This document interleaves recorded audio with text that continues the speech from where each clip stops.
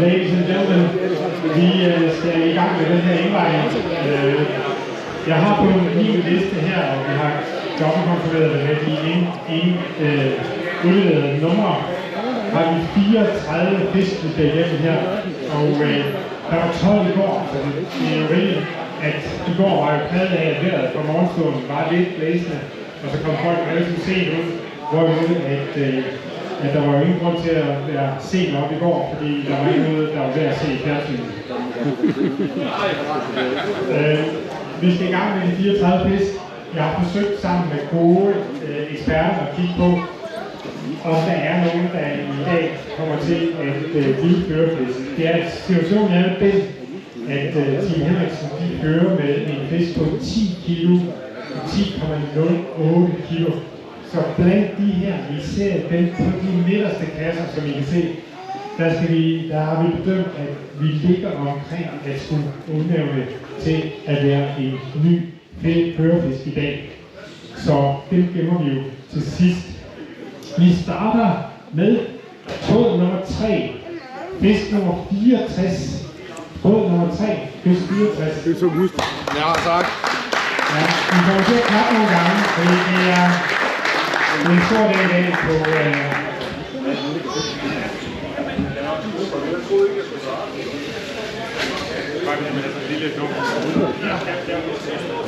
Ja, kom op, så vi får den lidt af. I skal ikke tro, at det kun er de fisk der. Vi har fisk i kasserne også. Så... Og vil du have lov til? Ja, jeg vil gerne lov til at tage. Det er mit speciale, det er det eneste. Og så har du gul, ja. Vi kigger på 4,7 rent. 4,7 kilo. Så har vi båd 4 med fisk 44. Båd nummer 4, fisk 44. Har vi nogen, der kommer på vej?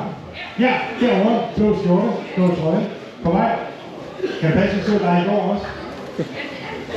Det gør jeg.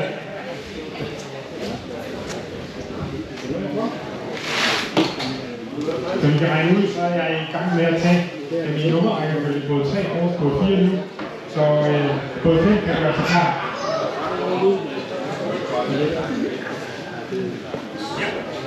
Vi putter den på og ser, hvad det bliver. Det vi siger, vi bliver enige om, at det hedder 6,22. Giv ham en hånd.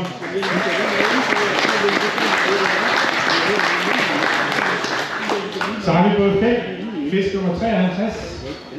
Vi er meget effektivt, den godt hæver.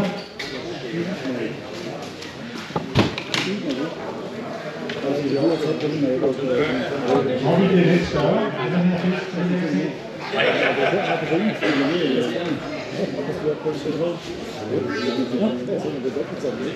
Vi lægger den på. Den hedder 6,1 rent. 6,1 rent. Så går vi videre til båd 7. Båd nummer 7 med fisk 40. Kommer her.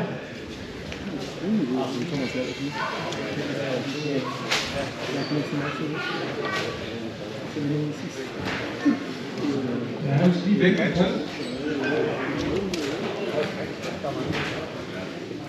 Jeg vil have 34 fisk, vi har fået fisk nummer 40. Sidder ret godt fast i kassen, må man sige. På et tidspunkt efterlyste vi faktisk flere fiskekasser, men viser, at man er ude på Næstværhavn udgået på fiskekasser. Det er bare til det. Nej, fordi vi prøver. Og vi kalder den 5,015. 5,02 faktisk, bliver det så, når man er op. 5,02. Så er vi nået til båd nummer 12 med fisk 51. Båd 12 kommer her.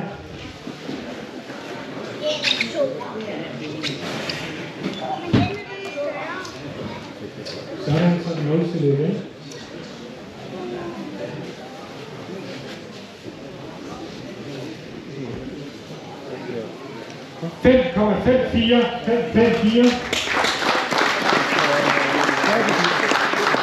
Det er lidt sjovt i jagt, at der ligger en hel masse 5'er og 6'er her i starten af det. Båd nummer 16, fisk nummer 52. Kommer her, kan jeg se.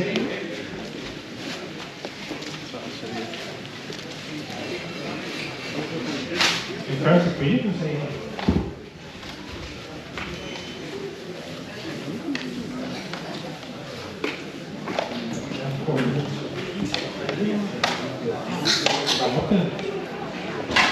Okay.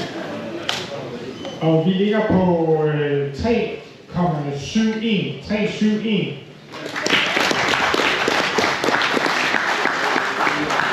Vi er nået til både 18 med fisk nummer 45. English. Boat number 18. Fish number 45. Come here.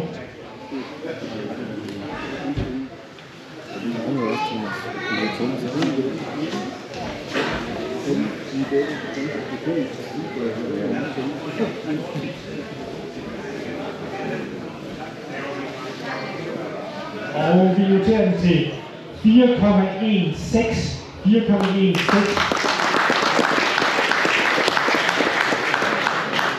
Så er vi nået til... Der er gået 18 igen. Sorry, 18 again with fish number 46. Oh yeah. Yes, 46 also. Yes, please. Det er det nye effektive system, som vi kan holde ud af. Når vi først har slået dem op, så tager vi begge fisk. Faktisk en lige få, så har bare 2 fisk i dag. Nu skal jeg have en ekstra aftale, når vi er færdige med den her.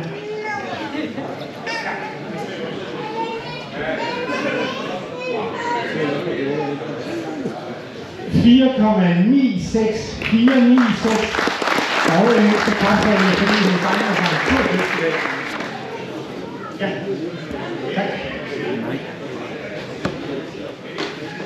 Og vi går videre til båd nummer 45 med fisk 57. Båd 45, 57, den kommer her.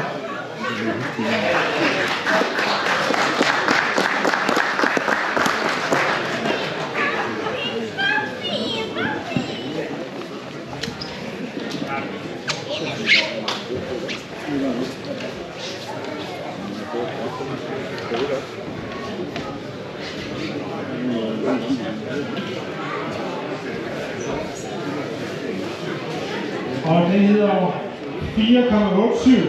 4,87.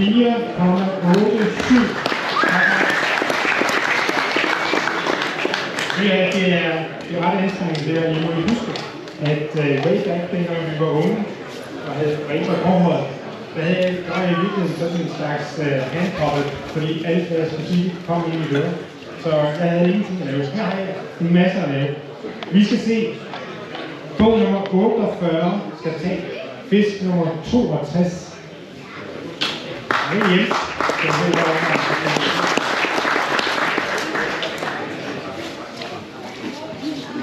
Jeg kan godt lide den kasket, den er på. Jeg har kun lide den faktisk kasket tilbage.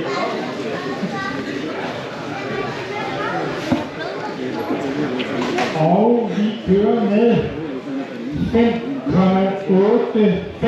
5,85.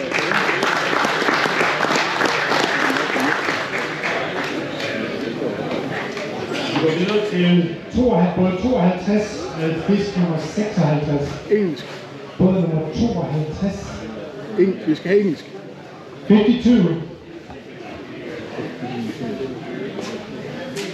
52.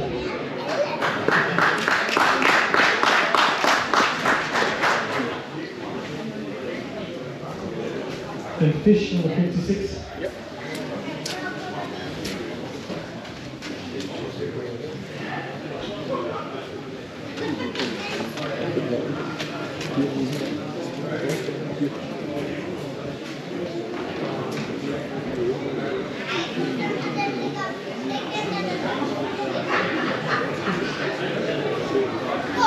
Og vi kører med 4,03. 4,03. Så vi er videre til både 53. Både 53. Som ingen reagerer på. Både 53 kommer. Og det er fisk nummer 60. Det er 16 år. Jeg skal ligge et eller andet sted. Næste nummer på. Præcis. Du får 10 om både håndgang. Jeg ved, hvad det gør.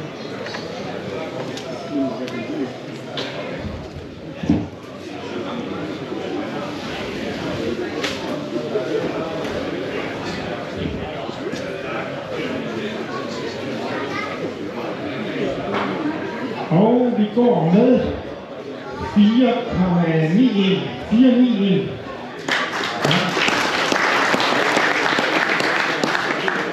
Og så kommer vi til den anden båd i konkurrencen, som har fanget 2 fisk til indvejning.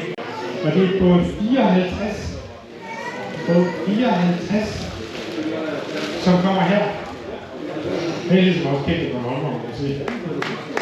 Og vi har fisk nummer 42 og 43. Det tager jeg op.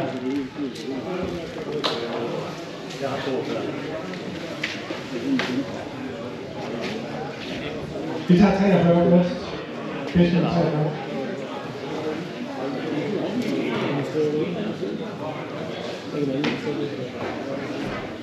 Yes. Vi får den lige. Og så på. Og det var så fisk 43, og det er noteret til 4,85. 4,85. Og så kommer den næste fisk på samme båd ved Anders, som jeg ligesom har arbejdet sammen med, siden vi var på. Fisk nummer 42, den går med 6,24. 6,24.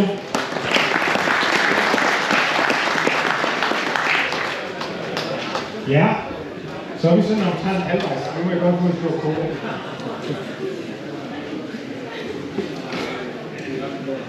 Næste båd er båd nummer 60 med fisk 47. Båd nummer 60. Er der nogen på vej? Det giver det. Ja, vi har. Og fisk nummer 47. Det er fedt nummer 73. 73. 61. 69. Så det er udlænding, kan jeg snakke engelsk eller tysk? Så der, 60, undskyld. Fisk nummer 47, og på 60 kommer nu.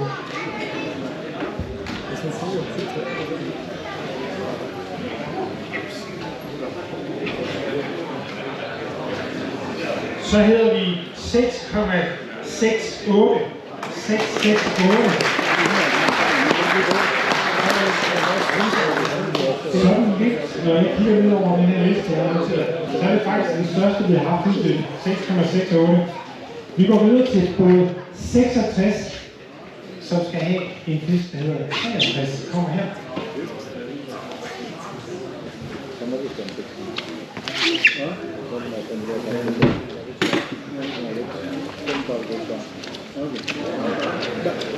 Jan, hvad var nummer, vi tager nu?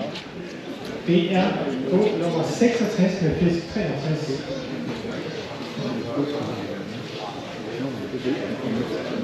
Og vi noterer den til 5,17. 5,17.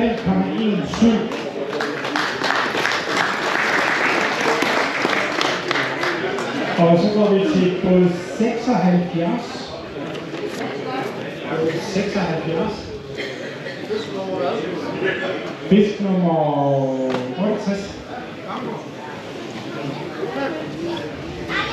Du vil dobbeltkonkurrere her, hva'? Og vi har arvingerne med. Arvingerne til dynastit. Den hedder 3,70. 3,70.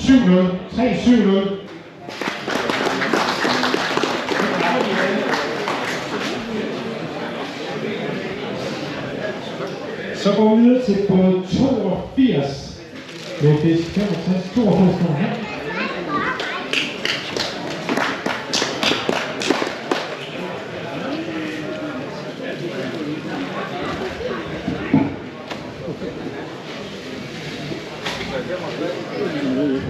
Ja, båd fisk 65.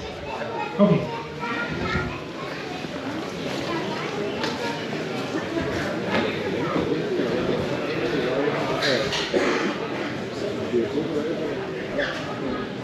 Og vi går med 3,42, altså 3,42. 3,42. Og 82, du har også den næste fisk nummer 64. Den skulle ligge et eller andet sted også. Ja. Den er lidt større. Den tager vi lige. Her. Og den hedder 4,70, når man runder op. 4,70.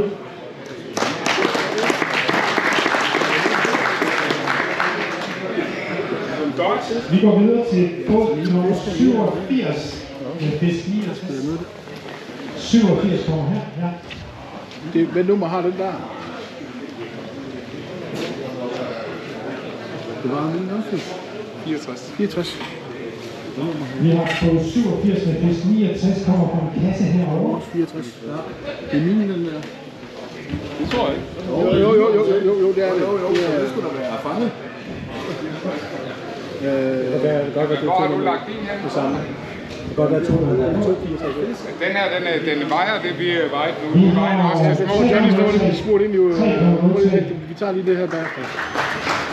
Vi finder lige det. Og 87 på lige knap 5 kilo. Ja, vi tager lige bagfra. fisk 70. Du skal kigge på det. Nej. Hvad siger du, kilo, ja? På det sidste. Hvad nummer var de? 69. 3,03. 3,03. Vi giver sammen med 2 gange. 3.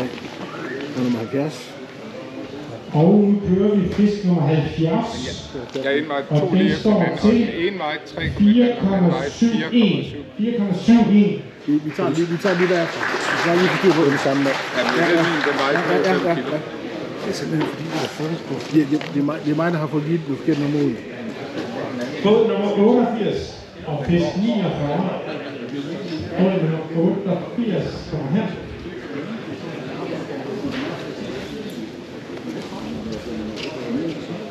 Og det er fisk 49. Det kan også stå op.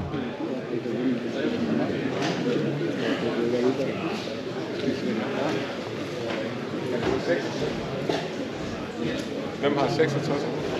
tager Jeg har en på lige knap 5 kilo som største. Og vi kører altså fisk 49 nu på en vægt, der hedder 4,68. 4,68.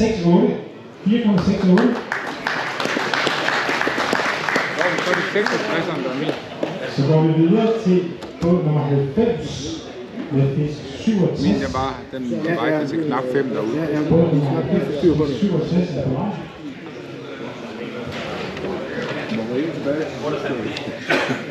Vi finder ud af Jeg synes nemlig, at vores den var bedre stand. Altså vi vejede også til små 5 derude. Båd nummer 90, fisk nummer 65 og 67. 66. det er mig, der har lavet den. Ja. Jeg går gerne op igen. Så lægger jeg bilen. Ja, nu rykker det. Nu rykker det for Sverige. Er det nu, vi skal nævne, at de faktisk kom til DM i fodbold i går aftes? Eller skal vi bare lade så længe til? 2,91. 2,91.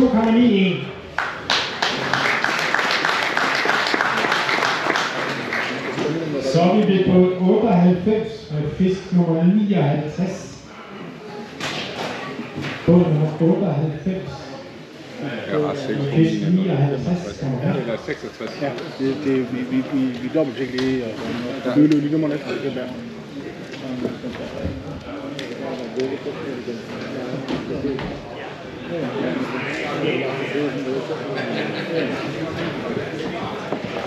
Og ja, fisk 59 som sagt, den hedder 3,08. 3,08.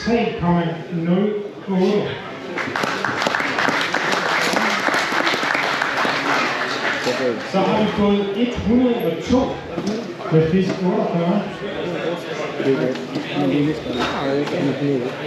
Jeg havde ikke set det noget der.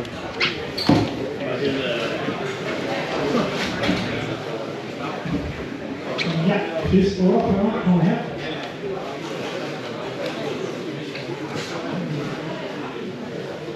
Og fisk 48 hedder 4,11. 4,11.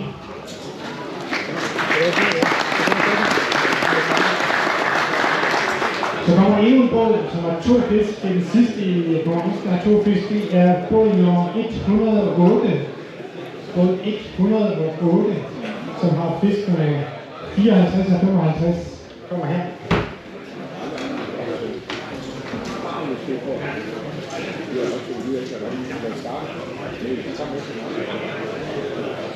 Og den første, vi tager, er fisk nummer 54, og den hedder 4,19. 4,19.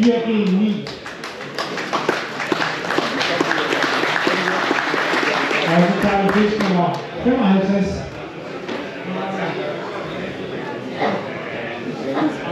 Og den hedder 5,01. 5,01. Ja, nu har vi 7 fisk tilbage, som ikke var ind. Det skyder lidt, fordi vi jo ikke flytter herfra, men den næste, vi skal se, er på 110 med en fisk, der hedder 72. Kom her.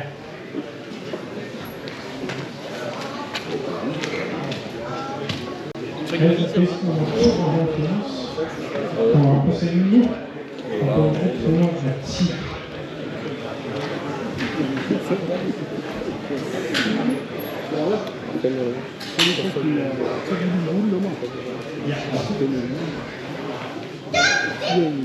Og fisk nummer 72 hedder 5,26. 5,26.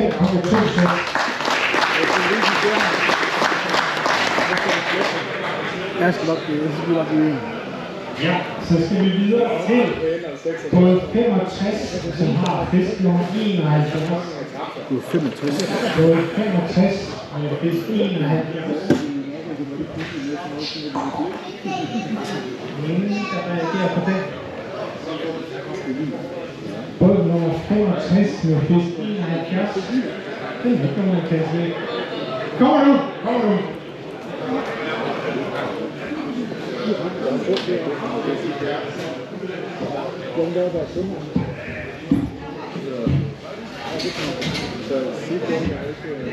Ja, fisk nummer 71. Lad os se, hvor mange går her.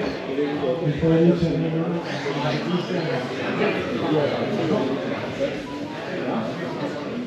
Og den kører på 3,82. 3,82.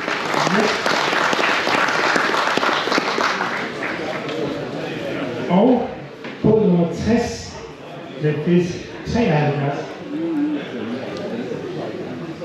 Båd nummer 60, båd nummer 60 med fisk nummer 73.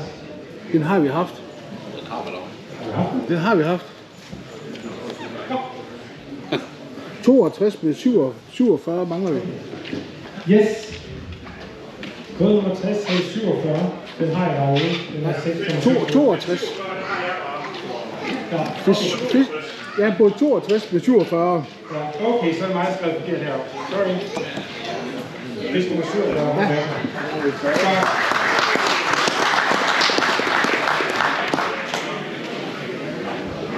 Jeg siger, han skal slette fra 54 til 66. Ja.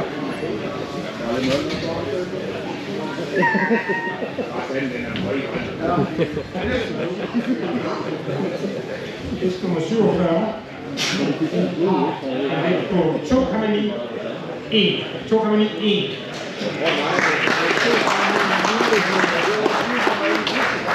Godt, nu har vi 4 fisk tilbage, og det er dem, som vi på øjemål har tror på er i toppen af konkurrencen overall. Og det er altså sådan, at konkurrencen lige nu føres af Team Henriksen med 10,08, andenpladsen er 9,54 og tredjepladsen er 8,6. Der er altså ikke nogen af de fisk, vi har haft her, som er kommet derop. Den, der kommer nærmest, som jeg har på papiret her, hedder 6,68. Så der er altså mulighed for at vælge konkurrencen er den situation, vi kommer i nu. Den første, vi tager, er på 36 med fisk 61. På 36 fisk 61. Og der er mange. nu er vi oppe i den store ende.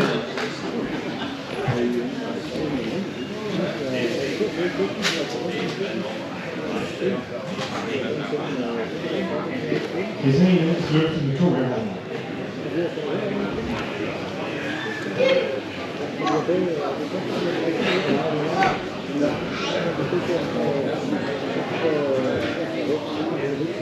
Og vi ligger på. Og se hvad der sker. Og vi er på 8,53. 8,53.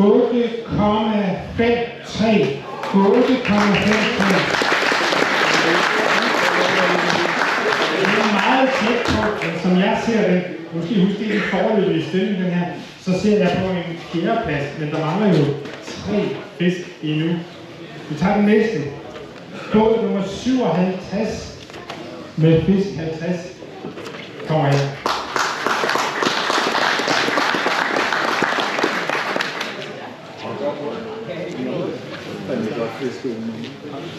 Du kan huske, at det er taget på øjemål, at vi får de største her til sidst. Men lad os se. Han står på den. Og vi går med 8,05. 8,05. Meget tæt løb blandt de her 8'ere i øjeblikket. Men vi er stadigvæk Henriksen med 10,08 på førstepladsen. Så tager vi både 32 med fisk 41. Både 32 med fisk 41. Det er også en af dem, vi håndterer med 2 hænder, kan jeg se. Det er bare fordi, jeg snart. Vi prøver at se. Prøver at se. Ja, værsgo. Og nu stiller vi lidt tilbage. 8,92. 8,93 faktisk, så vi gik lige en op. 8,93. Det er altså dagens største. Dagens største. Og den putter sig ind på en 3. plads i hele konkurrencen. Det er det forløbende resultat, som vi gennemgået af overdommerne bagefter. Und dann letzter Fisch. Herr Andreas Rute, bitte. Boot Nummer 57. 75. Und Fisch Nummer 58.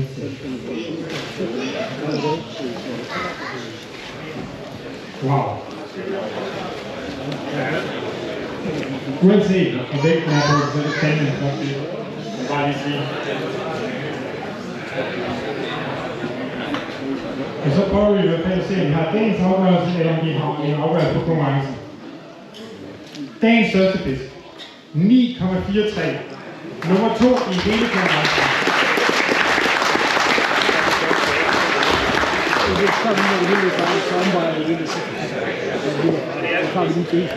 Det er det, jeg kalder det forløbende resultat, at vi har her, fordi det er lige gennemgået. Nu var der jo så mange fisk, og jeg kan huske, at jeg faktisk kørte rundt på en af dem. Jeg vil lige rundt med at repetere, hvad vi sagde om den der vævsigt. Altså i morgen bliver det aldeles fremragende 2-4 meter i sekundet. Masser af solstræn på, fordi solen kommer til at skinne mig en tyk derhjemme. Og så ser det godt nok lidt surt ud fredag lørdag med 10-13 meter i sekundet. Så det handler om at passe på det tidspunkt. Men altså lige nu 10.08 til Henriksen. Og André på 18. plads i hele konkurrencen lige nu. Tak for det.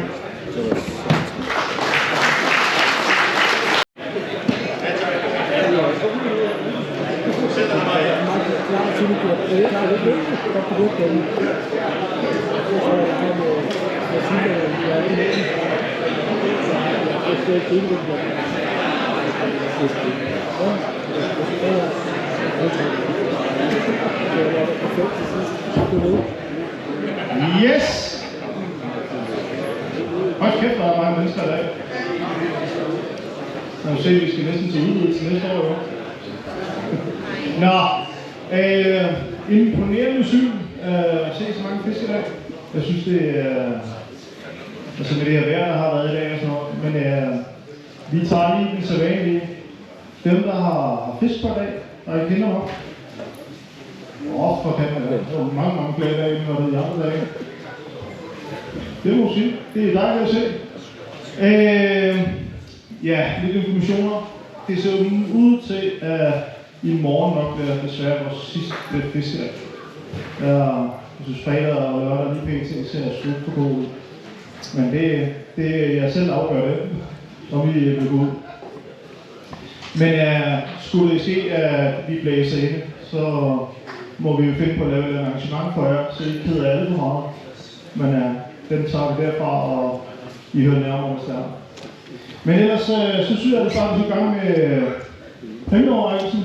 Jeg har fundet en masse ting, så jeg prøver at køre lidt hurtigt igen, fordi der er mange penge. Så jeg tænker i første omgang, så tager vi lige en fra, en Brew Liquid for vores sponsor, som står hernede og sælger. Og husk, jeg ved ikke, om I har fået det. Der er smagsprøver over. Der er altså rigtig mange gode ting, som også kan komme efter. Men lige trækker om den her først. Blå 25. Blå 25. Nu kan vi yes.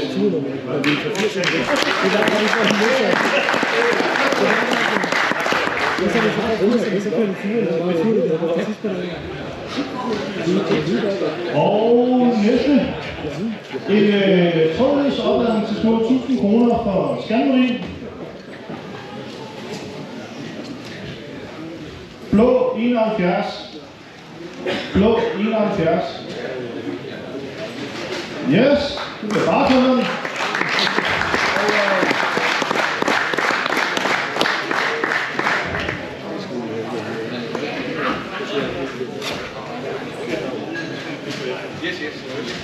Yes, næste.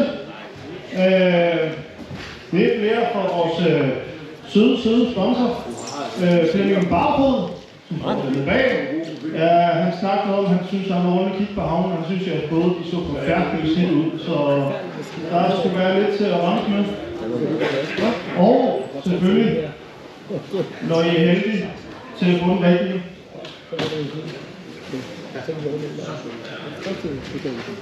Blå 18. Nummer 18.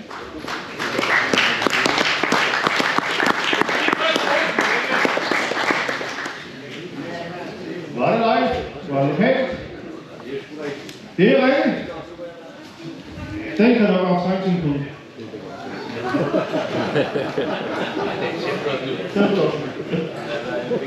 Det er over den her.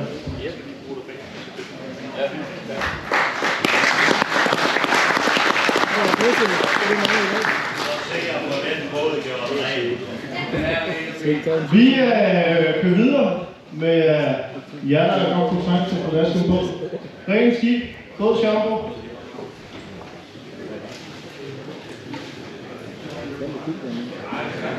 Blå 99. Blå 99. Yes.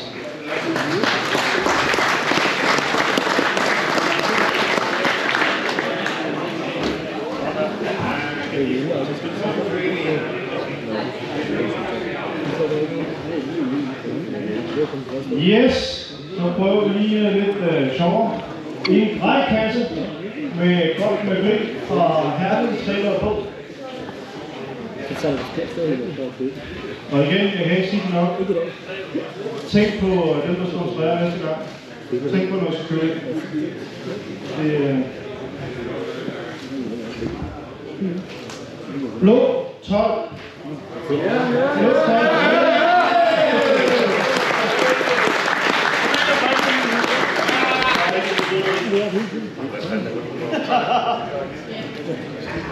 Ja, tak. Yes, du sagde god på billedet. Yes, vi tager lidt øl. Blå 3. Blå 3. Green.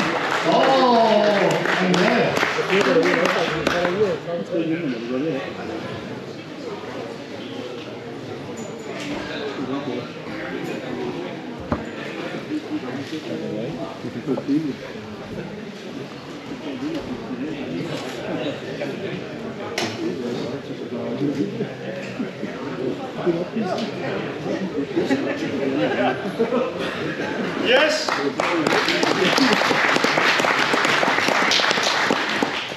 Den tror jeg, du skulle få strøm. Nå, vi kører den gammeldags manér. Nu kommer John, hybriderne. Ja, jeg er ked af at sige det. Og det er de gode farver, som ikke kan købes nogen af dem. Så, og igen, jeg kan ikke omtale dem godt nok. Hybrid, de har altså sponsoreret med næsten 15.000 kroner. Så tænk på dem.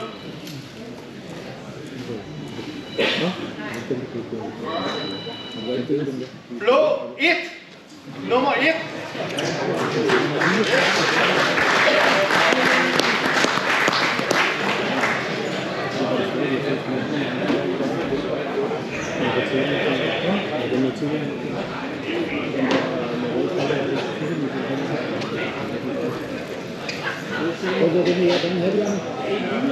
Vi tager en gang øl mere og en starkhue.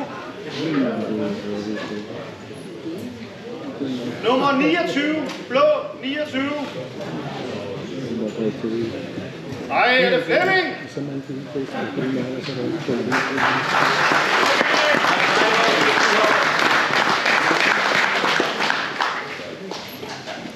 Så hyggeligt.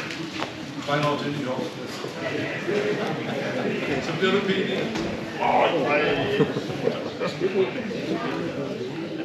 Yes.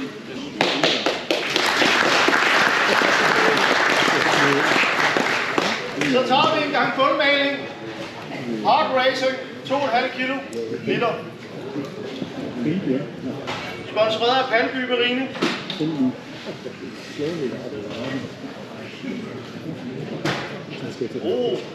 En gul 69. Nummer 69, gul. Yes.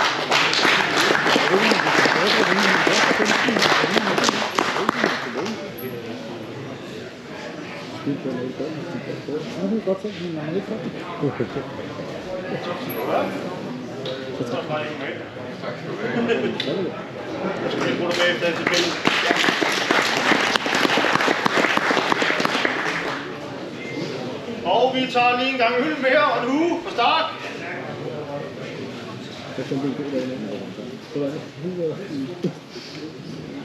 Blå 30. Blå nummer 30. Yes.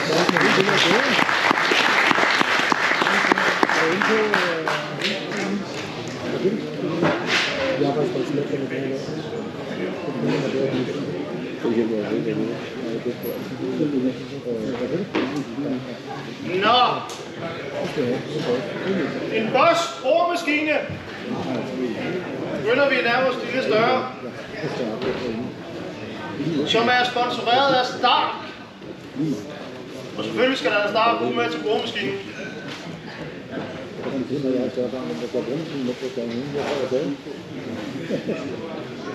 Og det er også en gul en. Nummer 70. Gul 70.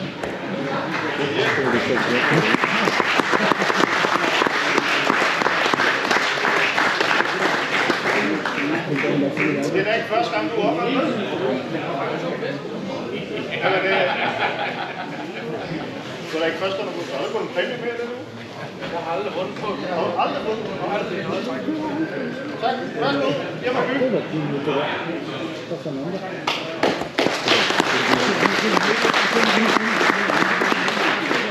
Yes. Der er en køletask for Bøges både. Og den sidste. En indbygget mobiloplader til båden til små 1.500 kroner fra Scanmarin.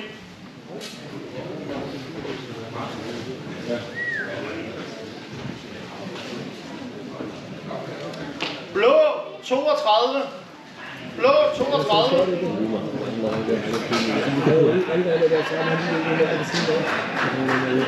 Blå 32.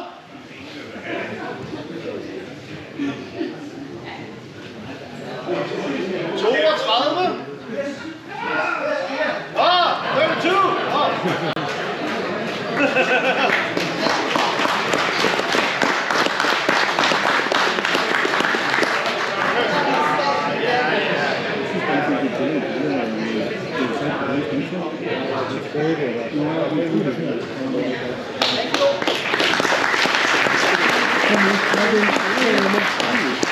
Dagens næstsidste præmie er en goodie bag fra Vyrt.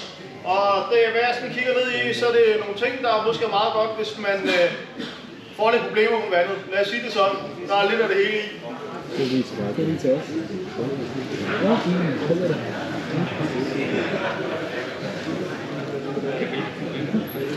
Blå 80. Nummer 80.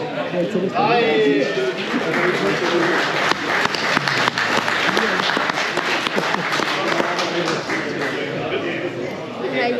Den kan byttes meget godt.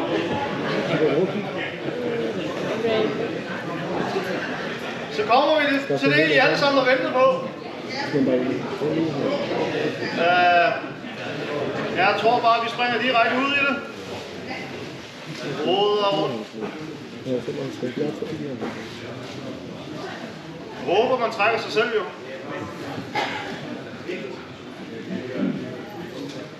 Og det blev en fisk. Gul 61.